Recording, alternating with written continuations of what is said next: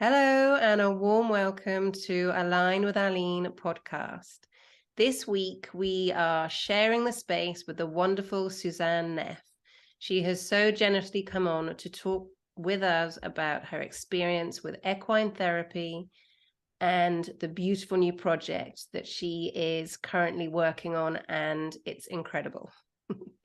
Susanne has been working with horses for over 20 years now. We're working with horses and people. She's worked for the Pirelli Academy, and now she is offering workshops online in German for German listeners and is involved in a very, very beautiful project. And she's come on today to talk about how she first found her affinity with horses, tell us her story, and explain to us all about the project and give us some tips in how we can become closer with nature and work with nature for healing. So a huge welcome, Susanne. Thank you so much for being here. Thank you for having me, Aline. Oh, it's my pleasure. So as I mentioned, you've been working with horses for over 20 years now, and you've come on to share with us. So how did you first realize that you had such an affinity with and a sensitivity working with horses? Well, my grandfather, he used to work with horses and he was my big role model, I have to say. He Wow. did logging with horses, and so he pulled wood out of the forest with the draft horses and brought the trees to the mill with the horses. So he worked all his life with horses, and I always wanted to get closer to my grandfather. So this was my way of approaching my grandfather because I could always find him in the stables with the horses. So I just snuck in and cleaned the stables and whatever to get his attention, basically. And then he would show me how to brush them and took me on the carriage ride or whatever. And this is Oh. how it all started, really. So how old were you when you were creeping into the stables and learning how to groom and being with your grandfather? I don't know. I have pictures from me sitting on a horse from when I was really little, and were just holding me. And then I can just remember that I was always surrounded by horses because they were always at our place, and so I don't know. I must have been. I started vaulting when I was 5 or 6, and then Wow. I was always around horses and in the stable and try to feed the horses to please my grandfather and knock out the stables to just get Oh. his attention. And that was, yeah. Oh, wonderful. So did he have a real sensitivity with horses as well? He was well known, yeah, because he also was selected to choose the best horses for the Second World War for the generals, because Wow. when they recruited all the horses, they had to find out which ones were the best ones. So he was chosen to, yeah, really say, okay, this horse is worthy to have for a general, and this horse just for work or whatever. So he Wow. chose the horses, and then he was also responsible for the horses in Russia when they went to Russia. Wow. So his affinity then obviously passed down to you, the just Yes. knowing horses. Yeah. So that's incredible. So how so you were a lot younger and you were with your grandfather. So then how did it develop? You worked with your grandfather for many, many years? Yeah, what happened was that when I was 18, it was about choosing my profession. And I was Mm-hmm. like, hey, I really want to work with horses, but everyone around me tells me, oh, you can't make money with horses. Like, if you just ask for 20 euros an hour, will you ever make a living? And so I thought, maybe it's not such a good idea. And then I was at a personal development or coaching class, and they said everything is possible what you want for yourself in your life. At And 18. Amazing. yeah, Amazing.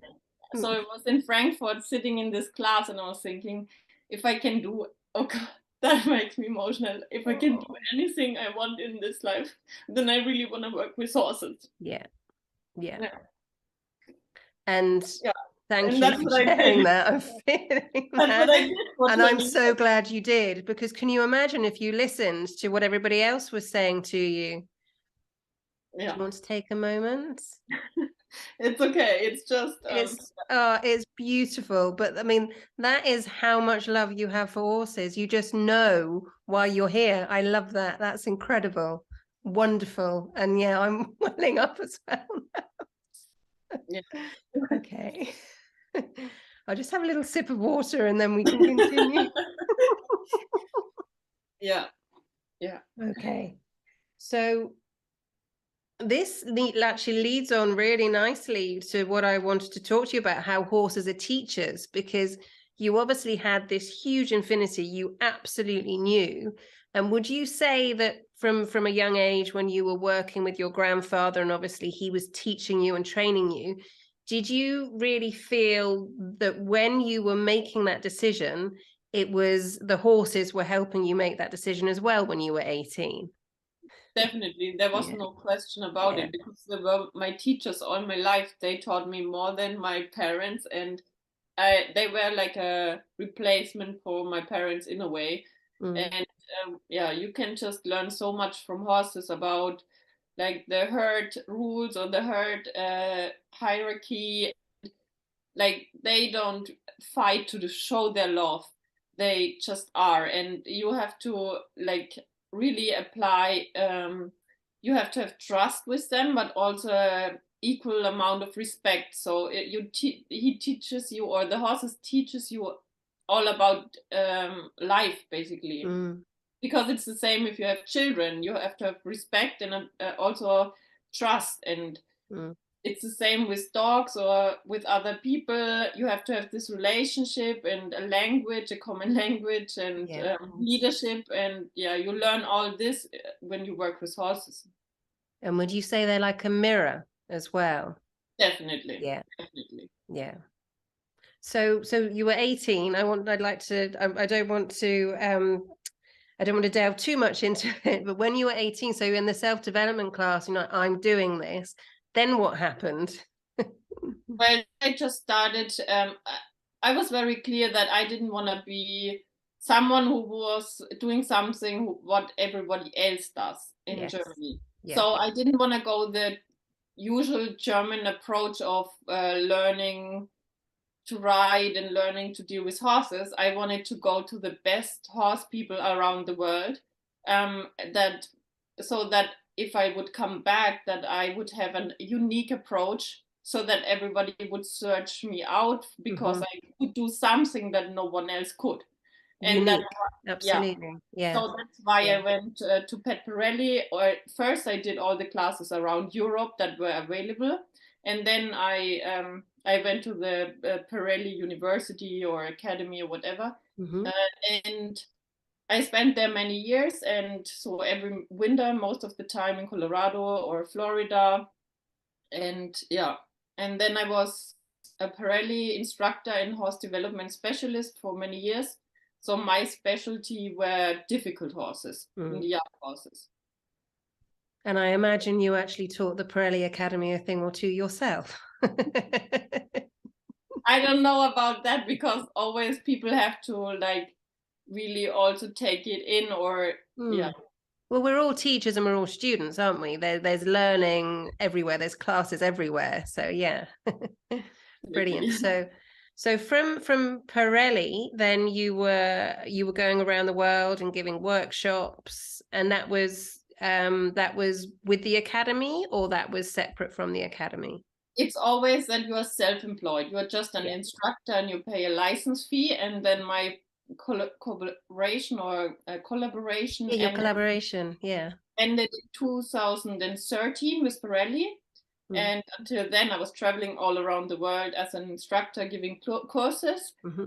clinics. And then I was just at the point where I thought, I want to incorporate more. Like, I want to learn from different people. And so that's why I went to see Linda Kohanoff in Arizona. And then I went to see Caroline Resnick. And she lives in California, close to San Diego. And I also went to Walter Sepp in Canada, or I went to Switzerland to Freddie Knie Senior or Junior. And yeah, so I worked with a lot of different horsemen that were really famous. Really well known. Yeah. They all had a different approach. I also went to see Linda Tillington-Jones in Hawaii. And so, yeah, because I just wanted to have a more well-rounded perspective and not just a singular approach or a narrow-minded approach.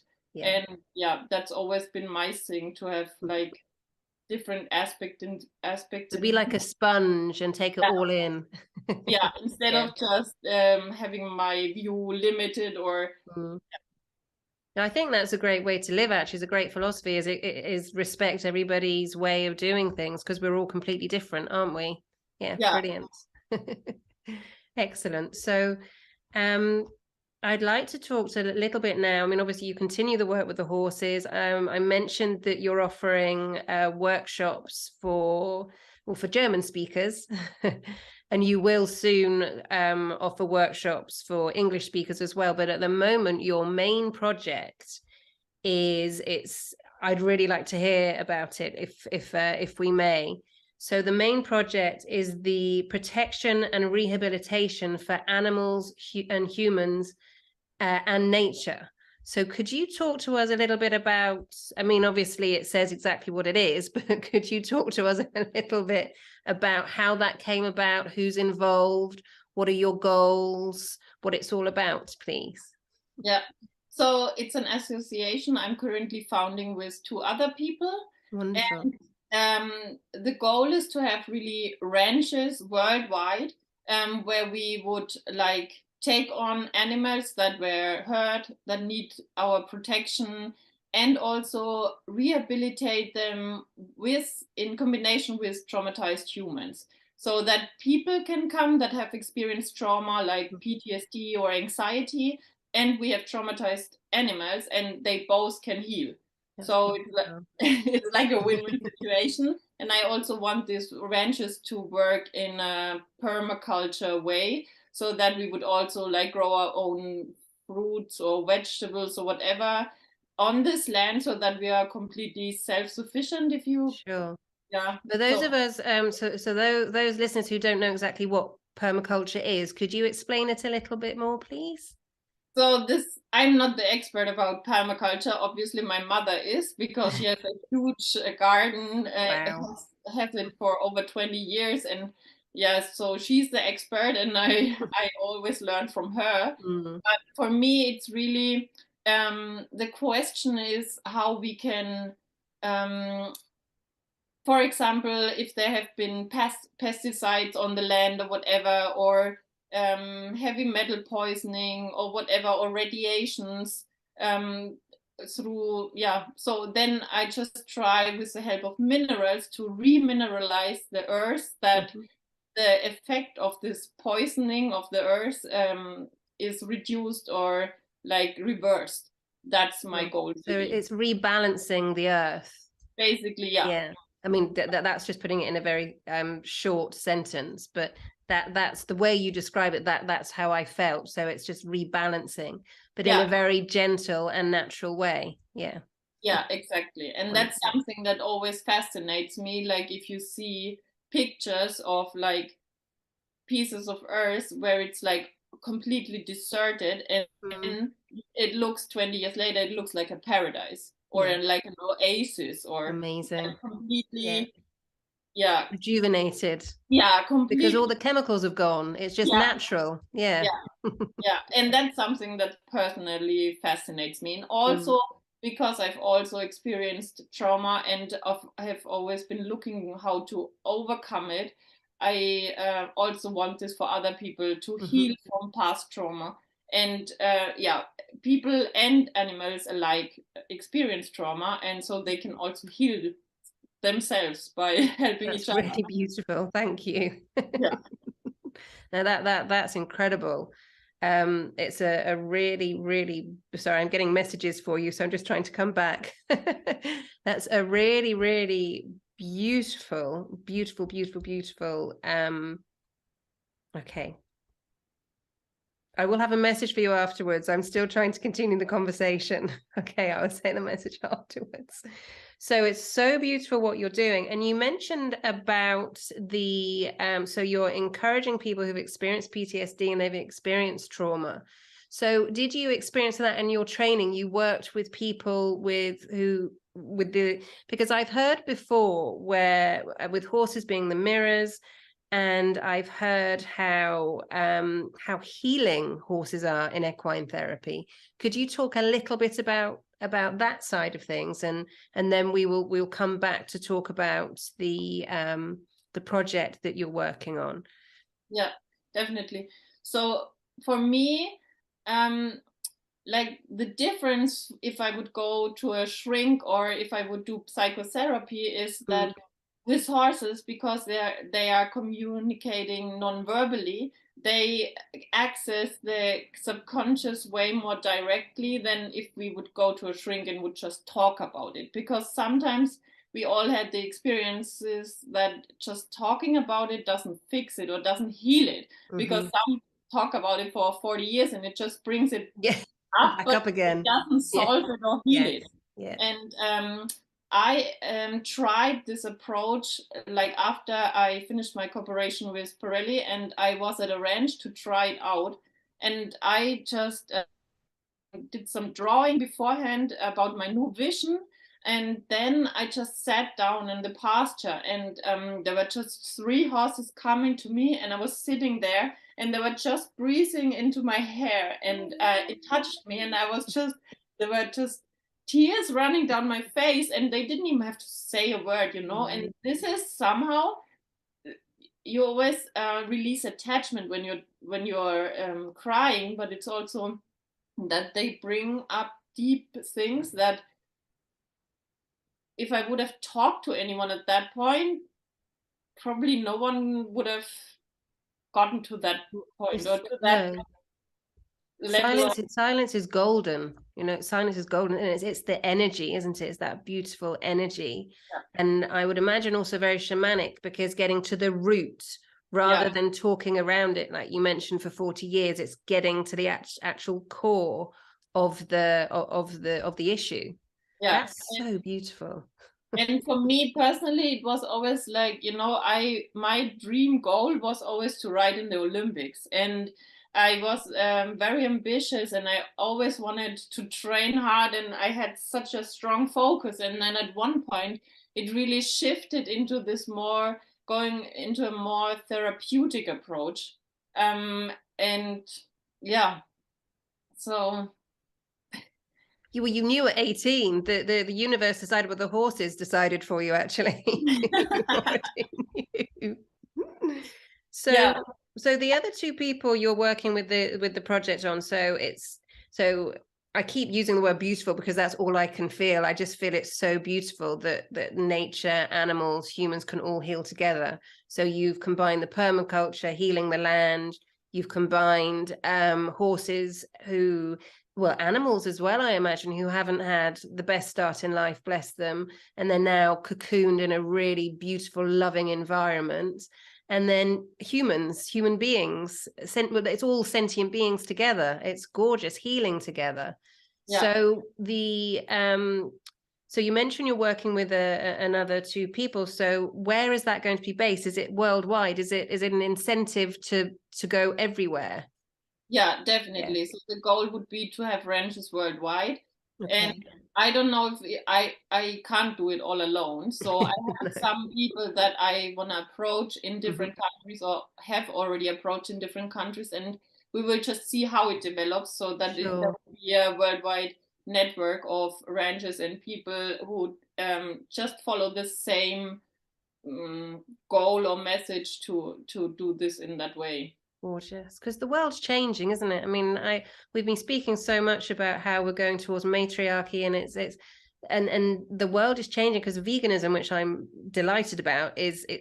I don't necessarily say it's a trendy thing, but it's very, very popular, which is wonderful. And I wouldn't have thought that 4 or 5 years ago, because there was a real kind of stigma of, oh yeah, if you're vegan, you're a hippie. But it's everywhere, which is fantastic. And there's so many of us who are, changing habits and eating more plant-based and wanting to get closer to to animals. So, and with all your experience, do you have any words of wisdom of how our viewers, how our readers and listeners can get closer to their pets or get closer to nature? Is there anything that you would recommend at all? Well, the easiest thing for me after a stressful day is always if I just go and pet my horse, or if I just sit and lean with my back against a tree and just connect with a tree, or do a walk in nature. And like I said before I was very ambitious, and then I went to therapeutic. And when I was so ambitious, I always made fun of all these people that were just doing some groundwork with their horses and just some grooming or just sitting in the pasture. And I was always like, this is ridiculous, really. What are people doing? And I was really, what are you doing? have a lot of respect for them, because I really didn't get it. I was like, that's not like, you're not reaching any purpose, or you're not. And I never really got it. And then my desire grew for just this peace and just this connection, and that it can just be enough to just like pet a horse or whatever. And that's fascinating to me, this shift that happened inside of myself, because I couldn't imagine it. Really, I was convinced that I will never deviate from like being an Olympic athlete. Focus. Yeah.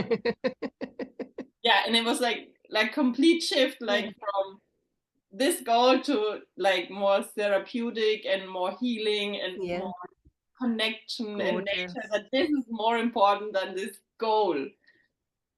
But mind you, saying, that's mean actually, because I'm saying focus, taking the mickey out of it. But everybody needs a lot of focus to achieve what you've achieved anyway.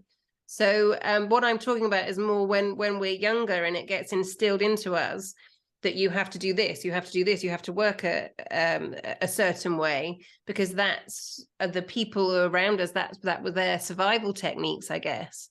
So it can get kind of layered down. So I think a lot of us at the moment, would you say we're kind of breaking through old patterns? And that's why a beautiful incentive that you're creating will, I feel, really encourage people to break through and to come and heal. I think that's wonderful. And how will you be putting the word out there? So do you have anything that we can share for people to see yet, or is it all in the making at the moment? So I wrote 3 books that are wow. Okay. Oh, and not all of them are available in English yet. I wrote one about like different approaches to healing for horses. So it's about natural health. How do I call it? Horse health naturally, and it's available on Amazon. And this is a little booklet where you can just take it into your stable, and if your horse has something like laminitis or is sick in any way, I just describe the things I experienced that they will help and that are natural, like biosalts, herbs, homeopathics, spagyrics, minerals, all these things. And it's a little combination or compilation of things that both really it's a combination of a compilation. Yeah. So this is my little booklet, and then it's a original. It doesn't sound like a little booklet. It sounds like an incredible grimoire to have, actually. And then the original book is my book, Horse Whisperer's Handbook. And this I just translated at the moment. It's already available in German. In German, it's called Leitfaden für Pferdeflüsterer. Okay, I won't try to repeat that back. A Horse Whisperer's Handbook. And yeah, so I'm currently translating it, and this is also available. And then I have another one that's more spiritual, and it's called Spiritual Mysteries. But this one is only available in German at the moment. Okay. Yeah, so this is how like people can read about it. And yeah, I will do more workshops in the future, also again about healing for horses and people. Wonderful. Yeah. So but what I do, if someone really wants to work with me, I can also always do over the phone or over Zoom private sessions for their horses or just for them personally. That's also. You read my mind. Thank you. That was my next question. How can people work one-to-one with you? And so it's possible to do the sessions over Zoom as well. Brilliant. Zoom or over the phone. And because most of my classes that I'm currently giving are in German, like my shamanic group or other horse classes. So it's easier at the moment to do it one-on-one. Sure. Brilliant. Well, thank you so much for joining me. It's been absolutely gorgeous. Thank you so much. I've got so many more questions, but I've actually got messages for you that I'm going to tell you afterwards. Yeah. But I just find you inspirational. I find you Wonder Woman. I think I mentioned that to you before we came on, actually. It's really beautiful what you've created. You're hugely inspirational. And I can see a book coming from your project as well. I can see so many wonderful things for you and all you're giving to the world. So thank you. And I wish you so many blessings with all your projects and all your love in the world. Thank you for having me. Thank you so much. Ho.